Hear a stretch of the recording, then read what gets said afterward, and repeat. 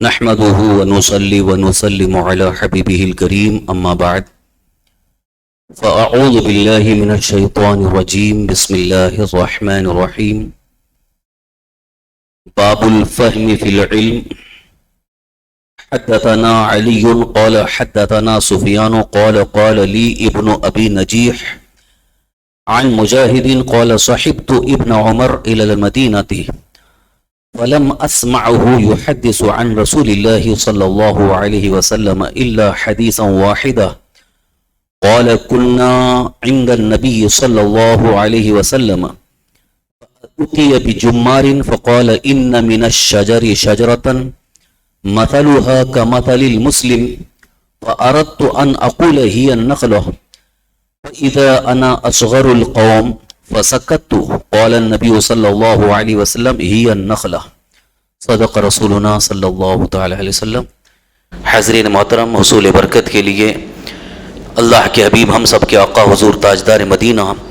سرور کائنات ارواحنا فداہ جناب محمد الرسول اللہ صلی اللہ تعالی علیہ وآلہ وسلم کی بارگاہ بکس پناہ میں درود و سلام کا نذرانہ پیش کریں۔ اللہم صلی وسلم علی سیدنا مولانا محمد معنی الجود والکرم وعلى آلہ واصحابہ وبارک وسلم صلاة و سلام علیک یا رسول اللہ صلاة و سلام علیک یا حبیب اللہ۔ صحیح بخاری شریف کتاب العلم اور باب الفہم فی العلم۔ اس سے پہلے کتاب الایمان کا بیان ہو چکا ہے، یعنی ایمان سے متعلق جو حدیثیں تھیں امام بخاری رحمۃ اللہ علیہ نے جو جمع کی ہیں ان کا ذکر ہوا۔ اب کتاب العلم، علم کے متعلق جو حدیثیں حضرت امام بخاری رحمۃ اللہ علیہ نے یہاں پر جمع کی ہیں انہی کا تذکرہ چل رہا ہے۔ کتاب العلم میں ایک باب، ایک خاص عنوان قائم کیے ہیں، الفہم فی العلم، علم کے ساتھ ساتھ سمجھ کا ہونا۔ ایک تو علم کا مطلب کسی چیز کو جاننا،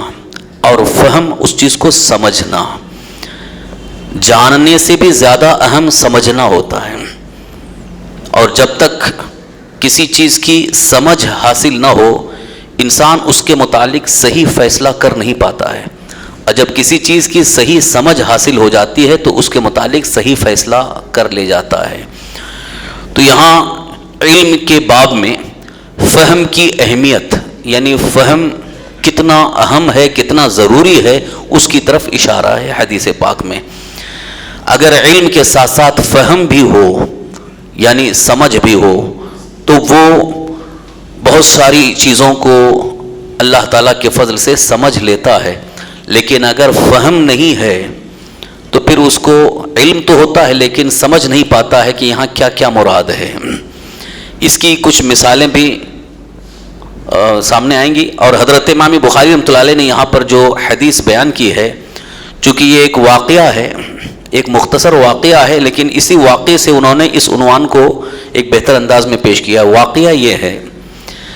اللہ کے رسول ہمارے آقا حضور سید عالم صلی اللہ تعالی علیہ وآلہ وسلم صحابہ اکرام کے سامنے بیٹھے ہوئے تھے۔ سب صحابہ بیٹھے ہوئے تھے، کیونکہ عام طور پر عادت یہ ہوتی تھی کہ نماز کے بعد حضور جب بیٹھتے تھے تو صحابہ گھیر کر کے بیٹھ جاتے تھے کہ کچھ علم حاصل کرنے کا موقع مل جائے، کچھ سننے کا موقع مل جائے۔ اتفاق سے گوند لایا گیا، گوند، وہ بھی کھجور کے درخت کا گوند تھا، تو لایا گیا تو حضور صلی اللہ علیہ وسلم کی نظر پڑی، تو حضور نے صحابہ اکرام کے سامنے ایک مثل بیان کی، جس کو ہم کہاوت کہتے ہیں، پہیلی، بوجھو تو بتاؤ، بوجھو بولتے ہیں نا، کہ کبھی کبھی کوئی ایسی چیز بیان کرنا کہ آدمی اس میں دماغ لگا کر کے اگر اس کو صحیح مفہوم اور اس کا صحیح معنی بتا دے تو اس کو نمبر اچھا ملتا ہے۔ تو ایک تو ذہنی جانچ کے لیے، اور بچوں میں عام طور پر یہ ذہنی ورزش کے لیے بھی اس طرح کی بات استاد پیش کرتے ہیں۔ بتاؤ ایک درخت میں لوٹے ہیں،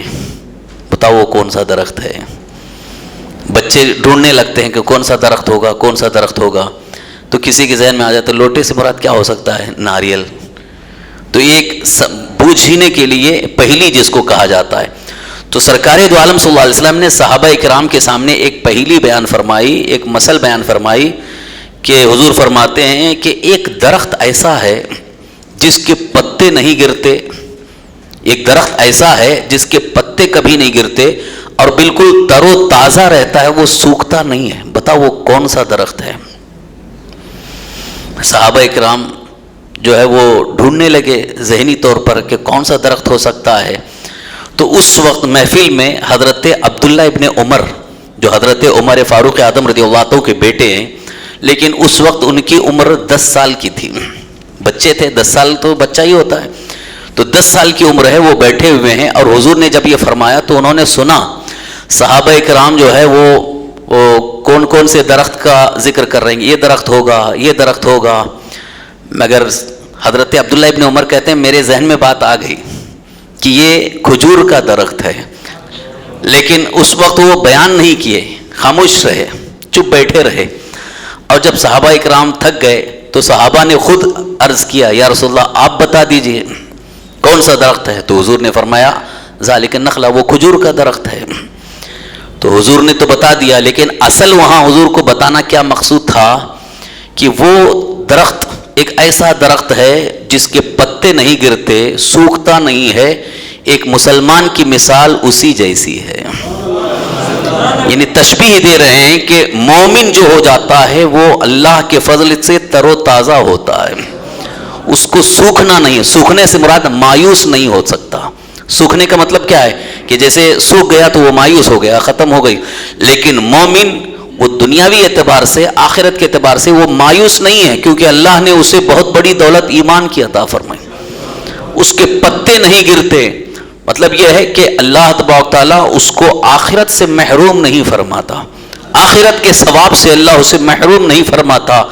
تو ایک مومن کی مثال دینے کے لیے حضور نے فرمایا کہ درختوں میں ایک ایسا درخت ہے جس کے پتے نہیں گرتے، سوکھتا نہیں ہے۔ تو اب یہاں 2 چیزیں حدیث پاک میں بیان کرنا ہے حضرت امام بخاری رحمۃ اللہ علیہ کو۔ ایک تو علم میں فہم، چونکہ علمی گفتگو چل رہی تھی، علم کی بات آئی تھی کہ دیکھیں کہ کس کو کتنا علم ہے، کس کے اندر کتنی سمجھ ہے۔ حالانکہ یہ کوئی بہت بڑی علمی بات تو نہیں ہے، لیکن یہ ہے تو معمولی، مگر وقتی طور پر ذہن میں آ جانا۔ جیسے سب درختوں کے بارے میں بہت سارے لوگ جانتے ہیں، جامن کا ہے، املی کا ہے، ناریل کا ہے، نہ معلوم کتنے درخت ہیں، مگر وقتی اس وقت فوراً ذہن میں حاضر ہو جانا جواب، یہ سب کے بس کی بات نہیں ہے۔ اللہ تعالیٰ جس کے ذہن میں فہم یعنی قوت فہم عطا فرماتا ہے، ان کو وہ جواب فوراً سمجھ میں آتا ہے۔ اسی لیے حضرت عبداللہ ابن عمر کہہ رہے ہیں کہ جب حضور نے فرمایا تو اس وقت جواب میرے ذہن میں آ گیا تھا، لیکن کیوں نہیں بیان کیے؟ بعد میں آپ نے وجہ بتائی، چونکہ سارے صحابہ جتنے تھے وہ سب عمر میں مجھ سے بڑے تھے، اب میں چھوٹا بچہ تھا، تو بچہ ہونے کی حیثیت سے ادب کا لحاظ کرتے ہوئے کہ سرکار کی بارگاہ میں سب بیٹھے ہوئے ہیں، ابا بھی ہیں، چونکہ حضرت عمر فاروق والد ہیں، ابا بھی ہیں، اور حضرت ابوبکر صدیق ہیں، بڑے بڑے صحابہ ہیں، تو میں بولوں تو مجھے اچھا نہیں لگے گا، تو ادب کا لحاظ کر کے آپ نہیں بولے۔ یہ ایک ادب سکھایا کس کو؟ حضرت عبداللہ ابن عمر کو، ان کے والد نے، کہ بارگاہ مصطفیٰ کا ادب کیا ہے۔ لیکن حضرت عمر فاروق اعظم رضی اللہ عنہ سے ایک بار جب یہی بات ہونے لگی تو بیٹے حضرت عبداللہ ابن عمر نے ابا سے کہا کہ اس وقت میرے ذہن میں یہ بات آ گئی تھی، لیکن میں صرف اس وجہ سے، حیا کی وجہ سے، شرم کی وجہ سے میں بولا نہیں۔ تو حضرت عمر نے کیا جواب دیا؟ بیٹا تم نے بہت اچھا تو کیا، کیونکہ ادب کا تم نے لحاظ کیا، لیکن کاش اگر اس وقت تم بولتے تو میرا سینہ چوڑا ہو جاتا۔ یعنی مجھے بڑی خوشی ہوتی، کیونکہ بیٹے کی کامیابی باپ کے لیے بڑی خوشی ہوتی کہ سب کے سب خاموش ہیں، کوئی جواب نہیں دے پا رہے ہیں، ایسے عالم میں اگر آپ بول دیتے تو مجھے سرخ اونٹ انعام میں ملنے سے زیادہ خوشی ہوتی۔ حضرت عمر فاروق اعظم رضی اللہ عنہ نے فرمایا۔ تو حدیث پاک حضرت عبداللہ ابن عمر نے ہی یہ بیان کی ہے کہ میرے ساتھ یہ ایک موقع آیا تھا ایسا، اور مجھے اللہ نے فہم عطا فرمائی، یعنی اس وقت جب سرکار نے ذکر کیا تھا کہ ایک ایسا درخت ہے تو اس وقت جواب میرے ذہن میں آ گیا تھا۔ تو امام بخاری رحمۃ اللہ علیہ اس حدیث سے یہ بتانا چاہ رہے ہیں کہ کبھی کبھی علم تو ہوتا ہے لیکن فہم نہیں ہوتی۔ فہم کا مطلب یہ اس چیز کو فوراً اسی وقت سمجھ لینا، بہت کم ایسا ہوتا ہے، بہت دیر میں سمجھ میں آ جاتی ہے، اور کسی کو کوئی بات بہت جلد سمجھ میں آ جاتی ہے۔ چونکہ دین کا معاملہ، شریعت کا معاملہ ایسا ہے کہ قرآن کی آیات اور احادیث کریمہ میں فوراً سمجھ لینا یہ ایک اللہ کی خاص عطا ہے، یہ اللہ تعالیٰ کی طرف سے ایک خاص دین ہے، یہ اللہ کی عطا ہے کہ اگر اس وقت ذہن میں اس کا مسئلہ سامنے آ جائے کہ ہاں حضور کے فرمان کا یہ مطلب ہے، حضور کی حدیث کا یہ مقصد ہے، تو وہ جو سمجھ میں آ جائے اسی کو فہم بھی کہا گیا اور اسی کو فقہ بھی کہا گیا، اور یہ اللہ تعالیٰ نے اپنے بندوں میں مخصوص حضرات کو عطا فرمائے، انہی کو فقہا کہا جاتا، فقیہ کی جمع فقہا، کہ جو دین کی خاص سمجھ رکھتے ہیں، اور علم تو ہوتا ہے لیکن اس کے ساتھ ساتھ ان کو ایک خاص سمجھ ہوتی ہے۔ اب اسی ضمن میں ایک بات ذہن میں آئی تو اس کو عرض کروں کہ حدیثیں، حضور صلی اللہ علیہ وسلم کا جو بھی فرمان ہے وہ سب حدیثیں ہی ہیں، حضور نے جو فرمایا وہ حدیثیں ہیں، تو کئی صحابہ ایسے ہیں کہ وہ حدیثیں یاد تو کر لیتے تھے، حدیثیں ان کو بہت زیادہ یاد ہیں، 1000 حدیثیں یاد ہیں، کسی کو 700 حدیثیں یاد ہیں، لیکن حدیث کو سننے کے بعد اس حدیث سے کیا مسئلہ ثابت ہوتا ہے، اس سے کون سا حکم ثابت ہوتا ہے، وہ اتنی فہم نہیں رکھتے تھے یا اس میں وہ ڈیپ میں نہیں جاتے تھے۔ لیکن انہی صحابہ میں سے کچھ ایسے بھی حضرات تھے کہ حدیث کو سننے کے بعد پھر اس حدیث سے کیا مسئلہ ثابت ہوتا ہے، اس سے کیا حکم نکلتا ہے، وہ بھی بتا دیتے تھے، تو اسی لیے ان کو فقیہ صحابہ کہا گیا۔ تو حضرت عبداللہ ابن عمر رضی اللہ عنہ نے یہاں پر اس حدیث کو ذکر کر کے اس بات کا اظہار فرمایا کہ اللہ کا فضل تھا کہ مجھے سرکار صلی اللہ علیہ وسلم کے اس فرمان اور حدیث کا مفہوم اسی وقت ذہن میں آ گیا۔ خلاصہ یہ، اب یہاں پر حدیث پاک کی روشنی میں حضرت عبداللہ ابن عمر رضی اللہ عنہ کا خاموش رہ جانا، اس سے ایک ثبوت یہ ملتا ہے کہ بڑوں کا ادب اور لحاظ کرتے ہوئے حیا اگر ہے، حیا کا مطلب حیا شرم کرتے ہوئے کہ بڑوں کا ادب کرنا ہے، تو اس اعتبار سے اگر وہ نہ بول سکے تو کوئی حرج نہیں ہے، وہ خاموش رہنا ان کا بہتر ہے۔ لیکن اگر کوئی عمر میں چھوٹا ہے اور کوئی ایسی بات، رائے مشورے کی بات چل رہی ہے، لیکن کوئی اہم بات سمجھ میں آ گئی، اچھی صحیح رائے اگر ذہن میں آ گئی، تو اس وقت بتا دینا بھی بہتر ہے، بتا دینا بہتر ہے، کیونکہ رائے مشورے کا مسئلہ مقصد یہ ہوتا ہے کہ جیسے کہ سب لوگ ہم بیٹھ کر کے رائے مشورہ کر رہے ہیں کہ کسی اہم کام کے متعلق رائے مشورہ کر رہے ہیں، تو ہو سکتا ہو ہمارے ذہن میں وہ رائے نہ آ رہی ہو، ہمارا ذہن وہاں تک نہیں پہنچ رہا ہو، تو کم عمر والے اللہ تعالیٰ کے فضل سے اگر ان کے ذہن میں وہ رائے اور وہ مشورہ آ جائے تو وہ خاموش نہ بیٹھیں بلکہ اس کو پیش کر دیں، ہو سکتا ہو سب سے بہتر رائے ہو سکتی ہے۔ تو اس لیے علماء اکرام یہاں پر فرماتے ہیں کہ اگر کبھی کسی بڑی محفل میں کوئی ایسی گفتگو چل رہی ہو، رائے اور مشورے کی بات ہو، تو اس وقت اگر صحیح رائے ذہن میں آ جائے تو رائے پیش کرنا چاہیے، مشورہ پیش کرنا چاہیے، کیونکہ اللہ تعالیٰ نے قرآن پاک میں بھی ارشاد فرمایا وَشَاوِرْهُمْ فِي الْأَمْرِ، اور لوگوں کے معاملے میں آپ مشورہ بھی کیجیے۔ تو حضور صلی اللہ علیہ وسلم مشورہ بھی کرتے تھے، جیسے ایک مرتبہ جنگ احد کے لیے نکلنے کی جب بات آئی کہ جنگ کے لیے کیسے چلیں گے، تو حضور صلی اللہ علیہ وسلم نے صحابہ اکرام سے مشورہ کیا